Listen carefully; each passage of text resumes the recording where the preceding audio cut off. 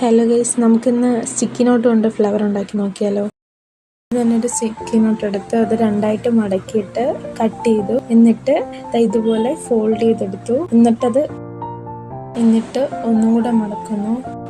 എൻ്റെ കയ്യിൽ യെല്ലോയും ഓറഞ്ചും സ്റ്റിക്കി നോട്ട് മാത്രമേ ഉണ്ടായിരുന്നുള്ളൂ. പിന്നെ അഡ്ജസ്റ്റ് ചെയ്തിട്ട് ചെറുതായിട്ട് കളറൊക്കെ വെച്ചിട്ട് ഓറഞ്ചും കുറച്ചുകൂടെ ഡാർക്ക് പിങ്കും ഗ്രീനും ഉണ്ടാക്കിയെടുത്തത്. ഇവിടം വരെ ചെയ്തെല്ലാം ശരിയാണ്. പിന്നെ ഒരു അബദ്ധം പറ്റി. ഞാൻ എന്ത് ചെയ്ത് ലൈറ്റ് കളർ അകത്ത് കൊടുത്ത് എന്നിട്ട് ഗ്രീന് പുറത്ത് കൊണ്ടുവന്നു.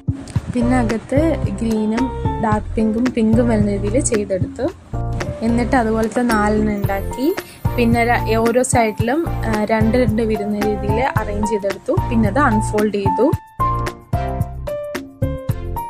എന്നിട്ട് ഗ്രീൻ കളർ ഫുള്ള് കവർ ചെയ്യുന്ന രീതിയിൽ അറേഞ്ച് ചെയ്തു.